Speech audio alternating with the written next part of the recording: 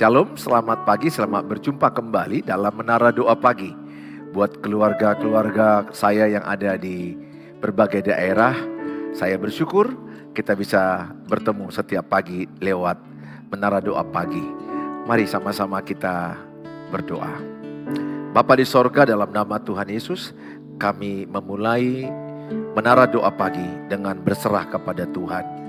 Tuhanlah kekuatan kami, Tuhanlah sumber pertolongan kami, Tuhanlah keselamatan dalam hidup kami. Berkatilah setiap anak-anak-Mu yang menyaksikan tayangan ini, yang lemah dikuatkan, yang sakit disembuhkan, yang susah dihiburkan, yang miskin diperkaya, yang bodoh diberi hikmat dan kepintaran, yang rumah tangganya punya persoalan, Tuhan tolong menjadi rumah tangga rukun damai. Tuhan jamah, Tuhan berkati dalam nama Tuhan Yesus.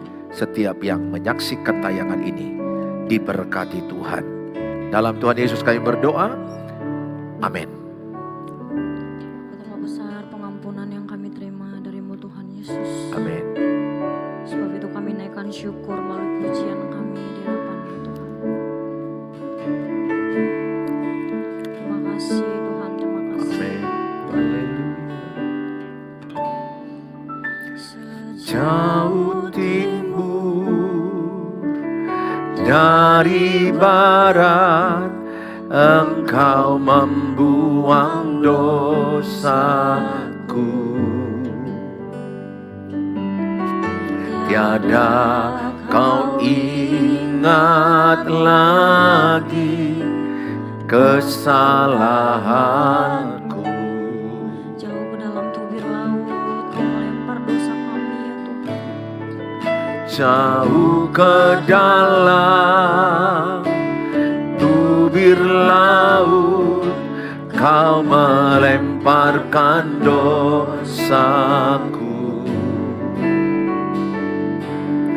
Tiada Kau perhitungkan pelanggaranku.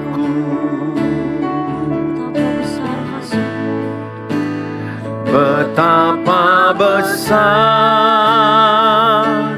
kasih pengampunan-Mu Tuhan. Tak Kau pandang hina hati yang hancur.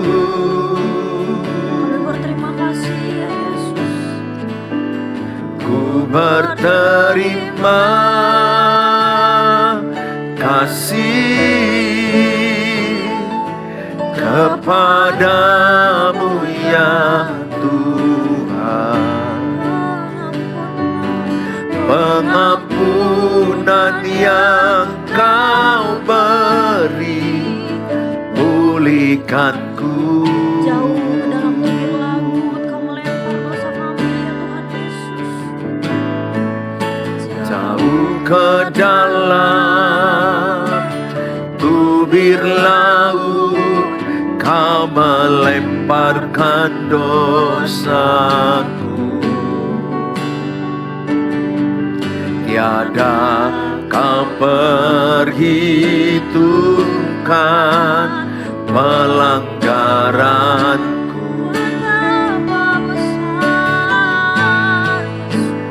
Betapa besar kasih pengampunan-Mu Tuhan. Tak Kau pandang hina hati yang hancur.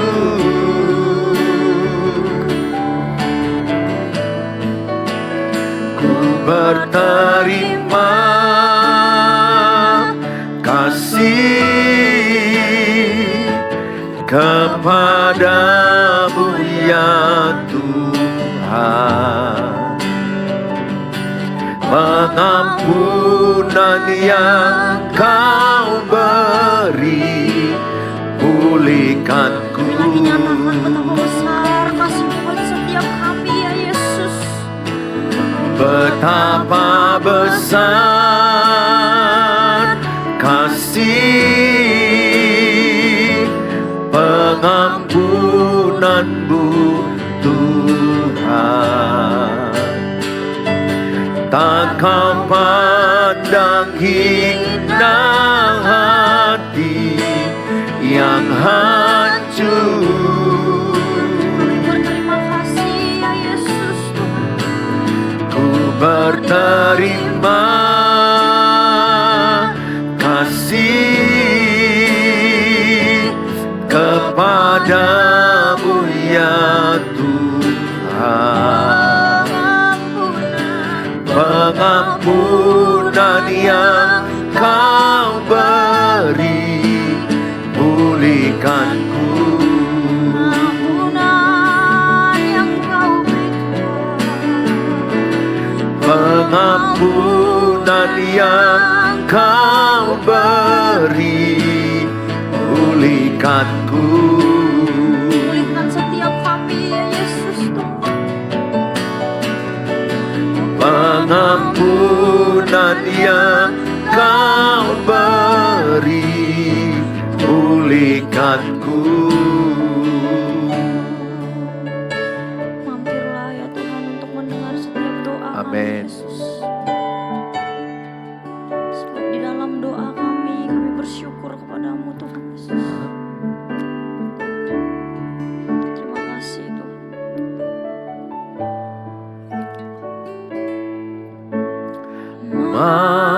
Mampirlah dengar doaku,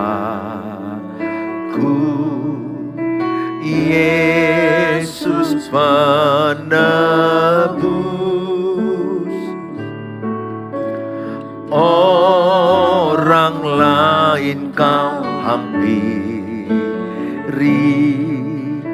jangan jalan terus. Mampirlah dengar doa kami ya Tuhan. Terima kasih.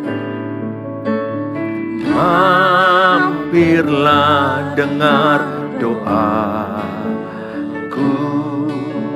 Yesus penebus.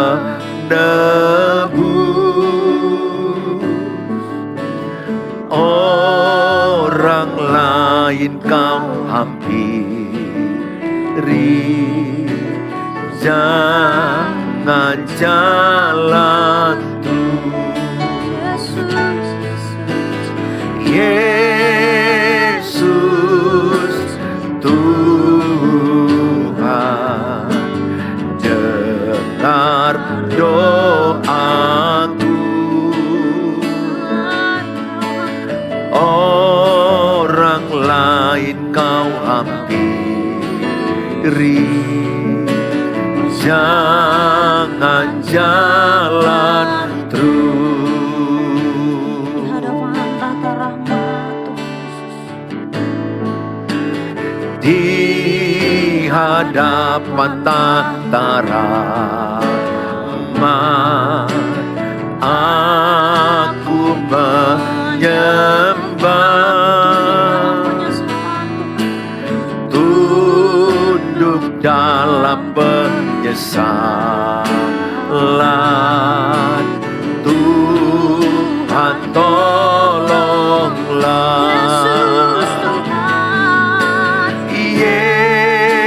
Yesus Tuhan, dengar doaku. Orang lain Kau hampiri, jangan jalan terus. Yesus Tuhan, dengar doaku. Orang lain Kau hampiri, jangan jalan terus. Orang lain Kau hampiri, iri, jangan jalan terus. Orang lain kau hampiri, jangan jalan terus. Mari berdoa, mari sembah Tuhan.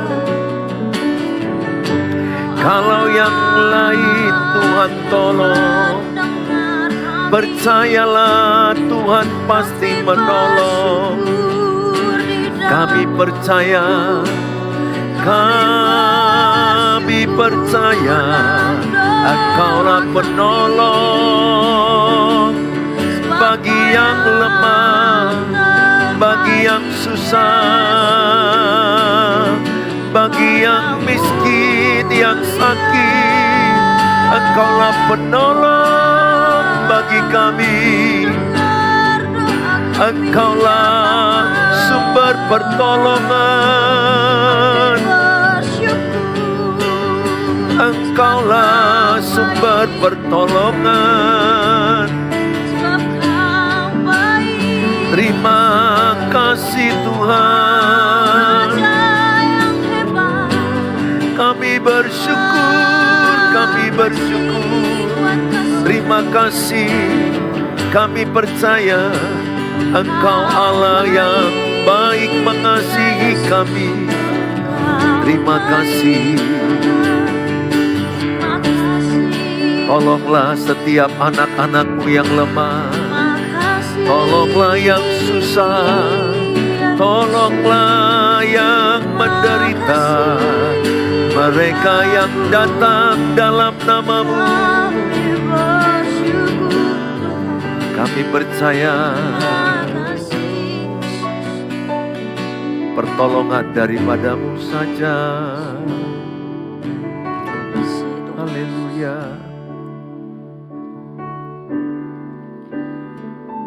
Bersamamu Bapa, ku lewati semua perkenanan-Mu yang teguhkan hatiku. Engkau yang bertindak,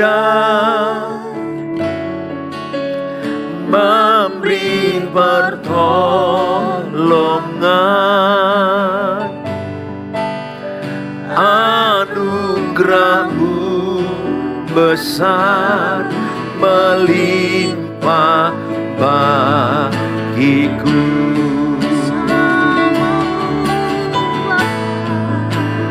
Bersama-Mu Bapa, ku lewati semua perkenanan-Mu yang teguhkan hatiku. Engkau yang bertindak, memberi pertolongan.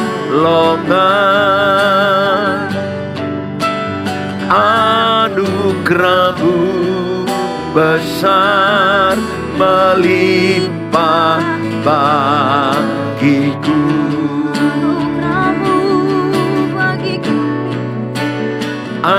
Anugerah-Mu besar melimpah bagiku.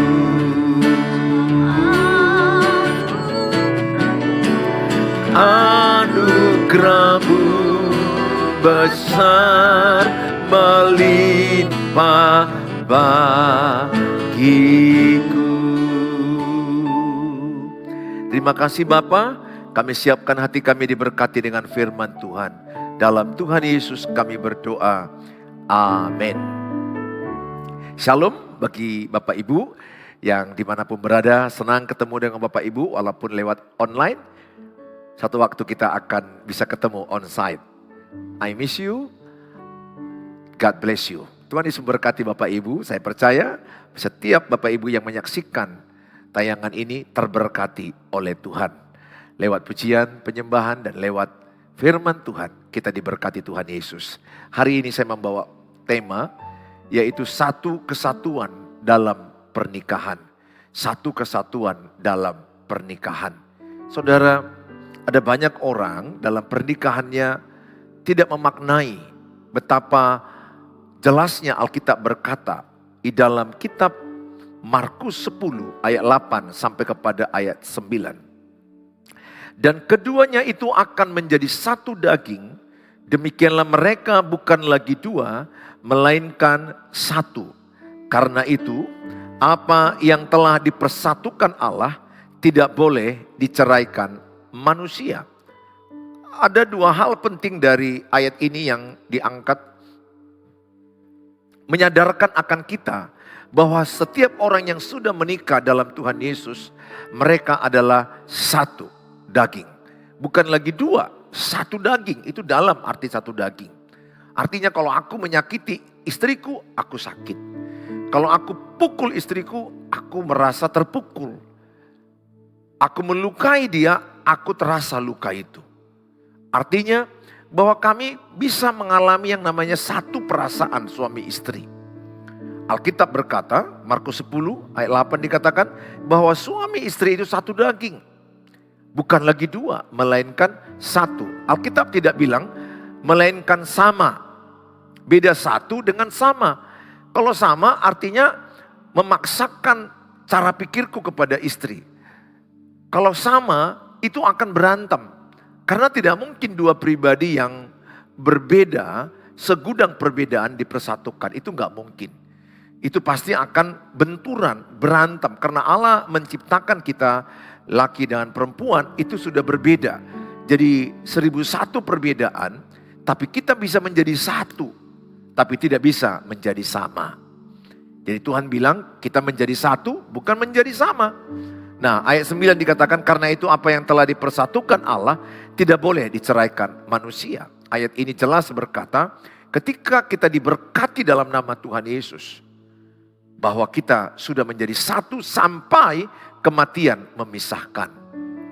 Makanya Bapak Ibu tanamkan sama diri Bapak Ibu bahwa pernikahan itu sampai kematian memisahkan. Tulis dalam kolom, sampai kematian memisahkan kami. Tulis dalam kolom, pernikahan kami menjadi satu sampai kematian memisahkan. Tulis dalam kolom, pernikahan kami menjadi satu sampai kematian memisahkan. Nah saudara yang saya kasihi, makanya saya ajak kita semua, Bapak Ibu jangan sering berkata, menyesal aku menikah dengan engkau. Jangan ucapkan kata cerai, jangan ucapkan kata putus. Jangan bandingkan pasanganmu dengan mantan-mantan yang lama, yang lalu. Tidak baik itu. Rata-rata orang yang bercerai itu karena mereka sering mengucapkan kata cerai. Iblis menangkap kata cerai itu, maka dibuahinya kata cerai itu dan jadi perceraian.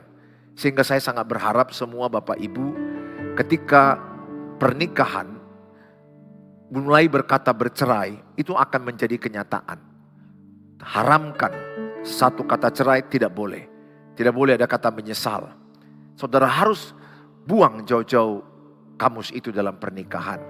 Dan tanamkan juga sama anak-anak. Supaya ketika mereka memilih jodoh, memilih pasangan. Mereka memilih pasangan seumur hidup sampai kematian memisahkan. Ini penting sekali. Walaupun mungkin Bapak Ibu yang menyaksikan ini ada sudah gagal dalam pernikahan. Saya tidak mau mengintimidasi Bapak Ibu. Tapi saya tetap menyuarakan kebenaran firman ini. Paling tidak tanamkan sama anak-anakmu nanti. Supaya anak-anak generasimu tidak mengalami yang namanya perceraian. Karena zaman sekarang banyak orang sikit berantem, anak-anak muda yang baru menikah, anak gadis, mereka berantem, sikit-sikit minta putus, sikit-sikit minta pulang, sikit-sikit minta cerai. Dan sebenarnya ketika pacaran pun kelihatan. Kalau masa pacaran pun sering-sering minta putus tapi tidak putus, sering-sering bilang mau pisah tapi nggak pisah, ini sebenarnya akan dibawa mereka ke pernikahan mereka. Karena apa yang mereka pertontonkan dalam pacaran, mereka itu akan bawa itu bulat-bulat dalam pernikahan. Dan mereka akan kelabakan menghadapi stres yang jauh lebih berat di pernikahan dibandingkan pacaran. Oleh karena itu, tanamkan dalam diri orang Kristen tidak ada kamus bercerai. Cekcok pasti ada, pertengkaran, persoalan, perbedaan pasti ada. Tapi perceraian tidak boleh bagi orang Kristen. Saudara yang saya kasihi, Allah tidak pernah merancang pernikahan hanya sebagai kontrak sosial, tetapi sebagai persekutuan ilahi di mana dua pribadi disatukan oleh kasih dan Roh Allah. Sehingga dasar pernikahan orang Kristen itu adalah kasih Allah. Roh Allah yang mengikat mereka menjadi satu kesatuan yang kokoh, yang utuh. Maka saya katakan, kalau pernikahan Bapak Ibu dibangun di atas batu karang yang teguh. Dalam 1 Korintus 10 ayat 4. Siapakah batu karang itu? Batu karang itu adalah Tuhan Yesus. Batu karang yang teguh. Kalau dasar pernikahan kita dibangun di atas batu karang yang teguh. Di atas kasih Tuhan Yesus. Percayalah. Walaupun ada badai, cekcok, persoalan, pertengkaran, tidak akan bercerai. Pastikan pernikahan Bapak Ibu di atas batu karang yang teguh. Mungkin dulu ada salah yang kita lakukan dan menikah akhirnya. Tapi sekarang tidak terlambat meletakkan pondasi yang benar. Itu yang harus kita lakukan. Meletakkan pondasi yang benar. Kita nggak bisa lagi menyesali kenapa aku menikah dengan dia, kenapa dia yang kupilih, tidak bisa. Kita hanya bisa saat ini perbaiki, bongkar pondasi yang salah.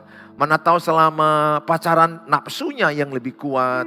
Atau hedonisme, materialistis karena kaya, karena cantik, karena faktor-faktor duniawi. Menjadi pondasi yang salah dalam pernikahan. Ayo rombak ulang. Dasari pernikahanmu di atas kasih Tuhan Yesus. Bukan di atas nafsu, di atas kasih Tuhan Yesus. Maka kalau di atas kasih Tuhan Yesus, percayalah, pernikahanmu kokoh. Pernikahanmu tidak akan ambruk.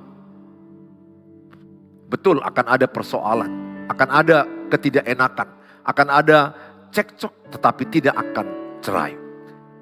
Tanamkan sama diri kita masing-masing bahwa dasar pernikahan kami, tulis dalam kolom, dasar pernikahan kami adalah kasih Kristus. Itu dalam kitab Efesus 5 jelas dikatakan. Ayat 21, 22, 23, 24, 25.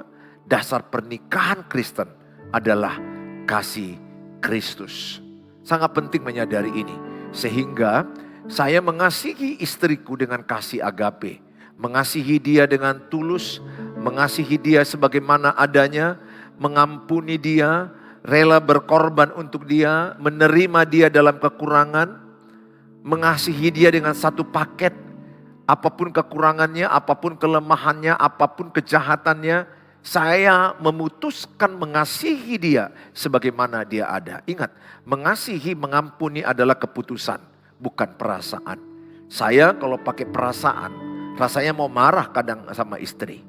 Tetapi ketika dia membuat saya jengkel, saya mengambil keputusan tetap mengasihi istri saya. Walaupun menjengkelkan kadangkala. Demikian dia, saya buat jengkel. Tapi dia mengambil keputusan tetap mengasihi saya. Walaupun saya menjengkelkan dia. Pesan saya, Bapak Ibu, kasihilah pasanganmu satu paket. Kalau mengasihi orang saat kelebihannya, saat banyak hal yang baik dari dia, itu mudah. Yang sulit itu adalah ketika istri bentak suami, suami bentak istri. Ketika istri berkhianat selingkuh, suami berkhianat selingkuh. Not easy. Sangat sulit. Sangat sulit. Apalagi dia narkoba, main tampar, judol, cuek, NPD. Waduh, apalagi kalau NPD. Narcissistic personality disorder. Orangnya mau menang sendiri, egois, gak mau dikasih saran, tidak punya empati, manipulatif, berbohong. Saudara, tidak mudah mengasihi pasangan dalam kekurangan. Tetapi kalau kita punya kasih Tuhan Yesus, kita akan bisa mengasihi, mengampuni pasangan dalam kekurangannya, dalam kesalahannya. Ingat, ada kalanya kita mengampuni orang, gak layak memang orang ini diampuni. Tapi itulah kasih Tuhan.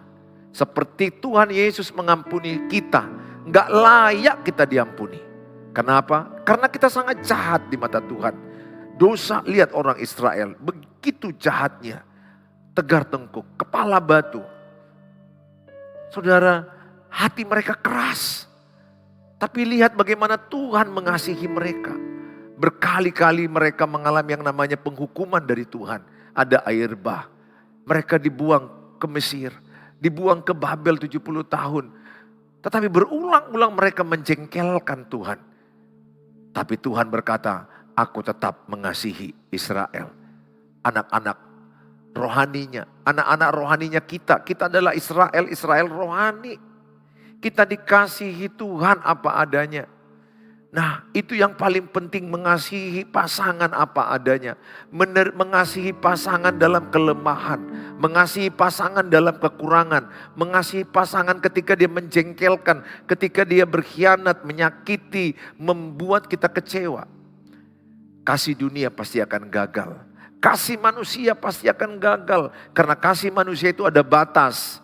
Sering kita katakan 3 kali kau buat begitu ya, habis kau. Kita punya batas 3 kali. Tapi kalau kita punya Tuhan Yesus, kasih kita tanpa batas. Mengasihi orang yang tidak layak diampuni. Kalau kita punya Tuhan Yesus, kita akan mengampuni dia. Dan kita akan mengasihi dia.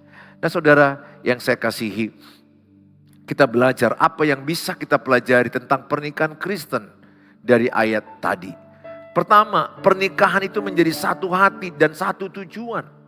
Jadi dalam pernikahan itu ada satu kesatuan, satu hati, satu perasaan, satu keuangan, satu visi, satu yang namanya satu badan. Udah dikatakan menjadi kita satu badan, satu perasaan, satu hati. Makanya saya katakan Bapak Ibu, betapa penting suami istri itu menyampaikan pikirannya kepada pasangan, tukar pikiran.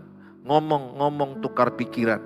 Apa yang membuat saya jengkel, saya sampaikan kepada istri. Apa yang membuat istri saya jengkel, dia sampaikan kepada saya. Apa yang menjadi tujuan hidup saya, apa yang menjadi tujuan hidupnya, terus semakin menyelaraskan tujuan. Supaya pernikahan kita kuat harus satu tujuan. Apa jadinya kalau satu mobil, ada yang minta ke kanan, ada yang minta ke kiri. Pasti mobilnya terbalik. Satu mobil harus satu kemudi, satu arah, satu tujuan. Menyelaraskan kasih, doa dan visi bersama dalam Kristus. Dengan cara apa? Banyak berdoa bersama. Doa bersama, tukar pikiran bersama, ngomong bersama, bercerita. Supaya satu pikiran tentang anak nomor 1, anak nomor 2, anak nomor 3. Tentang pembelian rumah, tentang rencana renovasi rumah, tentang rencana liburan, sekolah anak, dan lain-lainnya. Aspek keuangan kemana mau digunakan, semuanya itu penting duduk sama. Makanya pernikahan itu akan kuat kalau mereka sering duduk sama atau di mobil bersama, bercerita apa yang akan mereka rancangkan. Apa yang mereka akan lakukan. Kalau mereka kurang komunikasi, kalau mereka kurang berdiskusi, saya percaya mereka akan mereka akan salah pengertian, misunderstanding, misperception, salah pengertian satu sama lain.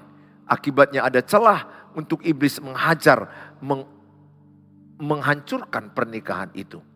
Saudara yang saya kasihi dalam nama Tuhan Yesus, satu pernikahan, kesatuan dalam hati dan kasih, satu perasaan, satu keuangan, satu kesatuan.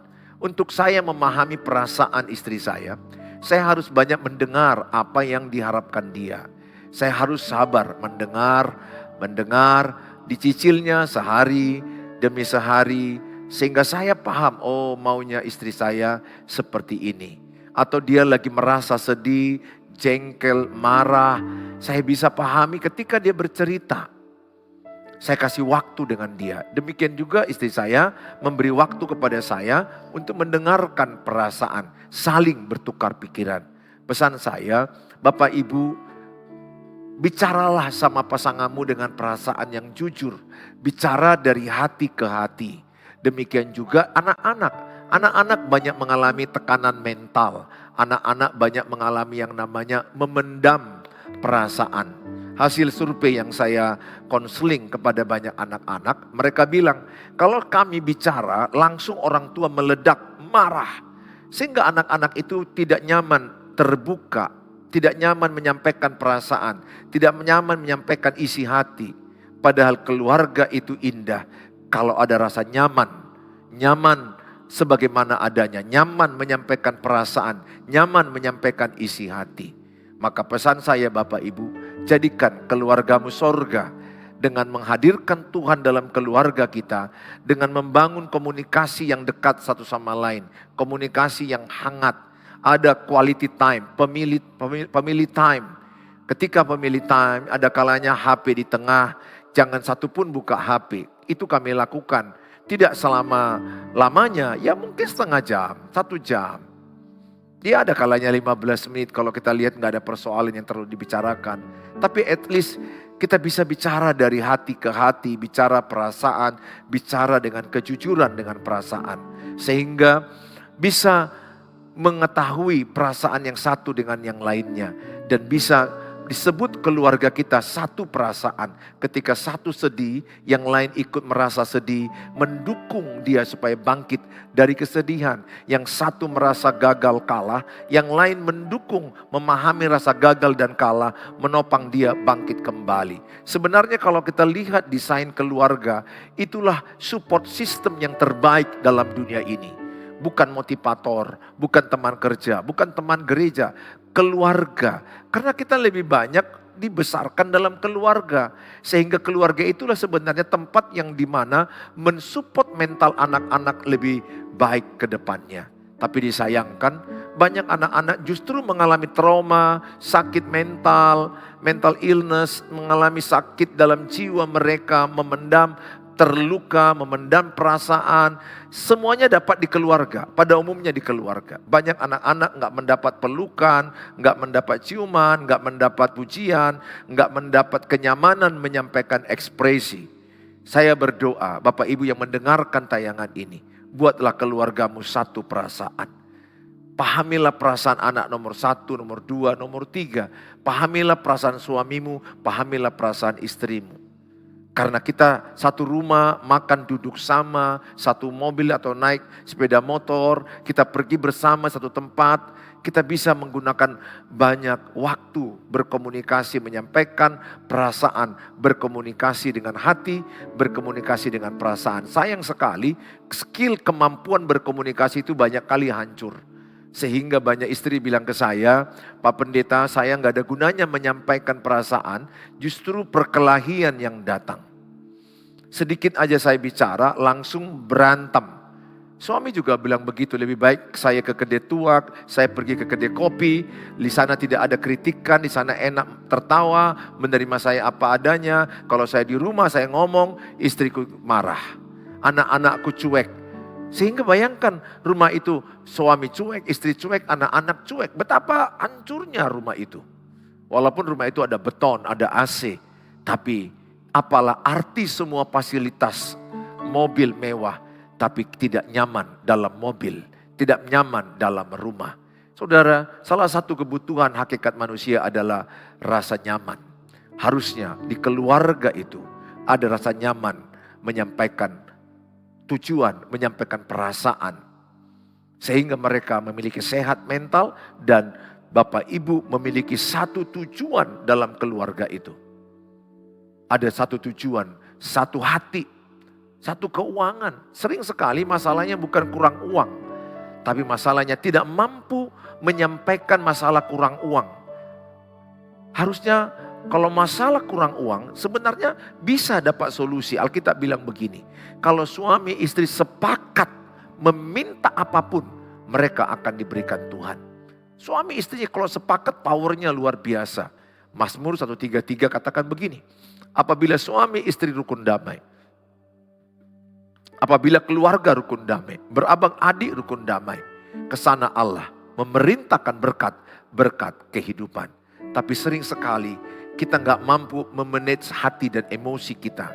Kita nggak mampu memilih kata-kata yang enak untuk didengar. Sehingga yang muncul adalah kemarahan, sakit hati dan kecewa, silent. Ingat, silent itu adalah mencerminkan sakit mental. Orang yang masih suka silent adalah orang yang sakit mental. Ya, ada banyak istri-istri yang silent, sakit mental, diam. Karena dia udah tertekan. Suami meledak-ledak marah, itu juga sakit mental. Bayangkan, satu peledak, satu mendam. Ini dua-dua sakit. Anaknya gak karu-karuan. Anak-anaknya nanti ada yang ikut silent, ada ikut yang berteriak-teriak. Kasihan rumah itu. Seenak apapun makanan, kalau tidak nyaman tidak akan enak.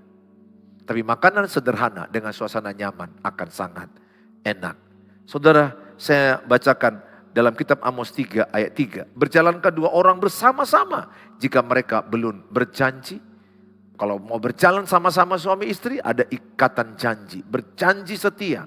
Berjanji untuk tidak melukai pasangan. Berjanji untuk tidak membentak pasangan. Berjanji untuk hidup jujur. Tidak ada drama, tidak ada kebohongan. Karena dalam rumah yang banyak hancur itu adalah ketika saya bohong, maka rumah kami pasti hancur. Ketika istriku bohong, pasti rumah kami hancur. Kejujuran, integritas itu pondasi keluarga. Ketika satu bohong, dia sedang menghancurkan pondasi, sedang menghancurkan integritas. Kejujuran sangat dipentingkan dalam pernikahan, dalam keluarga. Tanamkan sama anak-anakmu untuk hidup jujur, jangan mau bohong. Jangan mau berbohong. Hidup jujur itu adalah pondasi hidup seseorang. Nah saudara, saya mengajak baca Matius 18 ayat 19. Jika dua orang sepakat meminta apapun juga, permintaan mereka itu akan dikabulkan oleh Bapa di sorga. Ayat ini berkata, kalau suami istri berdoa bersama dalam napas kesatuan keluarga, percayalah ketika sepakat suami istri, banyak mujizat, banyak pertolongan. Apa yang tidak mungkin menjadi mungkin. Apa yang tidak bisa menjadi bisa. 1 Korintus 2:9 berkata, apa yang tidak pernah kau pikirkan, apa yang tidak pernah timbul di hati, yang tidak pernah timbul dalam hati kita, yang tidak pernah kita dengar, Tuhan akan sediakan. Sepakatlah suami istri. Percaya Tuhan pasti akan menolong keluarga yang bersepakat. Butuh uang untuk bangun rumah, Tuhan bisa tolong. Suami istri yang sepakat. Butuh uang untuk menyekolahkan anak, Tuhan pasti tolong. Yang penting kita bekerja. Bekerja dengan rajin, bekerja dengan tekun, atur keuangan. Bersepakat berdoa suami istri. Bersepakat suami istri dan anak-anak berdoa bergandengan tangan. Percayalah itu adalah hal yang sangat luar biasa. Terima kasih Bapak Ibu udah menyaksikan tayangan ini. Mari kita berdoa. Bapa di sorga, dalam Tuhan Yesus, berkatilah setiap anak-anakmu yang menyaksikan tayangan ini. Dimanapun berada, mereka terberkati oleh Tuhan. Rumah tangga yang tidak rukun, tidak damai, tidak bersatu, Tuhan pulihkan. Taruhkan di hati mereka untuk saling mengampuni, saling memaafkan. Saling menerima kekurangan, kelemahan pasangan anak-anak mereka. Sehingga mereka menciptakan rumah yang penuh kehangatan, kasih, kehangatan dalam hubungan, doa. Mereka hangat dalam komunikasi, penerimaan. Di dalam kelemahan, kekurangan mereka ada untuk saling mensupport satu sama lain. Keluarga adalah support system yang paling kuat. Keluarga adalah tempat di mana kami bisa memiliki sehat mental kami, sehat jiwa kami. Terima kasih Bapa, berkatilah yang sakit. Kalau ada yang sakit di antaramu, letakkan bagian tangan kanan kepada bagian tubuh yang sakit. Dalam Tuhan Yesus, Tuhan mengurapi tubuhmu. Tuhan membuat engkau sehat. Tuhan mengurapi obat-obat. Tuhan mengurapi tenaga medis. Jadi berkat bagimu. Bagi saudara yang lagi mengalami kesusahan dalam keuangan, pekerjaan, hamba-Mu berdoa, dalam Tuhan Yesus tolonglah mereka. beri mereka hikmat, beri mereka semangat bekerja, kekuatan daripada Tuhan menyertai mereka. Tolonglah mereka Bapa, supaya mereka berhikmat, rajin dan tekun mengelola usaha, mengelola pekerjaan, dan mengelola keuangan dengan bijaksana. Berkati juga yang membutuhkan keturunan, membutuhkan pasangan, membutuhkan penjualan rumah, penjualan tanah yang mereka sedang butuhkan. Apapun yang sedang mereka tuliskan di kolom-kolom yang ada di YouTube. Hamba-Mu berdoa, Tuhanlah memberkati mereka. Dalam Tuhan Yesus kami berdoa. Mari kita mengucapkan doa Bapa kami. Bapa kami yang di sorga, dikuduskanlah nama-Mu. Datanglah kerajaan-Mu, jadilah kehendak-Mu di bumi seperti di sorga. Berikanlah kami pada hari ini makanan kami yang secukupnya, dan ampunilah kami akan kesalahan kami, seperti kami juga mengampuni orang bersalah pada kami. Dan janganlah bawa kami ke dalam pencobaan, tapi lepaskanlah kami daripada yang jahat, karena Engkau yang punya kerajaan dan kuasa dan kemuliaan sampai selama-lama. Amin. Maulah berkat, damai, sejahtera bagimu. Berkat dari Allah Bapa, cinta kasih sempurna Tuhan Yesus, penyertaan Allah Roh Kudus, menyertai yang percaya. Sama-sama katakan amin. Amin.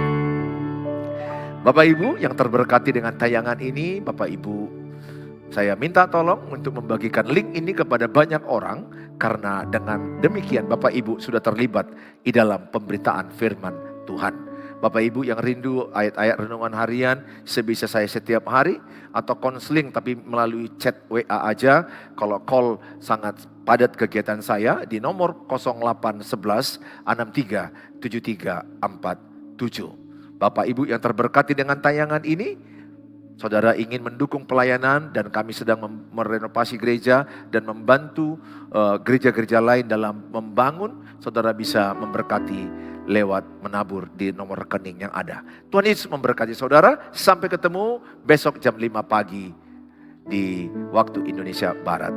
God bless you all. Shalom.